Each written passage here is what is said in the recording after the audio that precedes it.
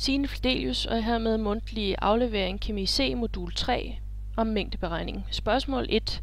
Før man starter med mængdeberegning, skal reaktionen afstemmes. Er det gjort? Hvis jeg ser på reaktionsskemaet, der er der, så kan jeg se, at det er carbonmonoxid, der reagerer med diklor og bliver til carbonylklorid. For at et reaktionsskema er afstemt, skal der være lige mange atomer af hver slags på begge sider af reaktionspilen.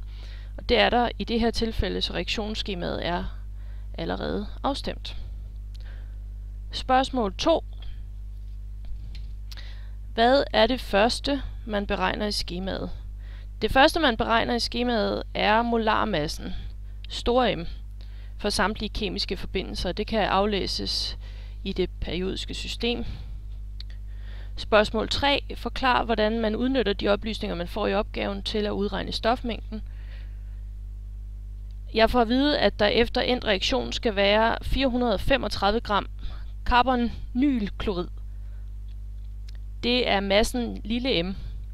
Jeg har allerede regnet molarmassen for carbonylklorid. Det giver 98,91 gram per mol.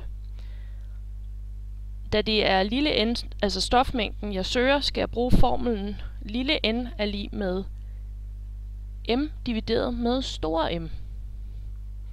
Altså, stofmængden er lig med de 435 gram divideret med store M, altså molarmassen, 98,91 gram per mol.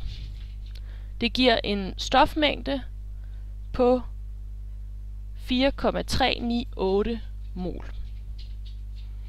For at finde stofmængderne for reaktanterne carbonmonoxid og diklor, skal jeg kende forholdene for hvilket de to kemiske forbindelser har reageret for at ende som carbonylklorid. Det bringer mig til spørgsmål 4, der lyder, hvorfra kommer koefficienterne og hvad bruges de til? Koefficienterne kan aflæses af reaktionsskemaet, når dette er færdigafstemt. De viser forholdet mellem antallet af de molekyler, der reagerer med hinanden, eller de molekyler, der dannes ved reaktionen. I det her tilfælde, der er alle koefficienterne for de tre forbindelser 1. Før der udregnede jeg carbonylklorids stofmængde til at være 4,398 mol. Ved hjælp af koefficienterne, så ved jeg nu, at stofmængderne for carbonmonoxid og diklor må være det samme som carbonylklorids. Altså 4,398. Spørgsmål 5. Forklar nu, hvorledes masserne af carbonmonoxid og diklor kan beregnes.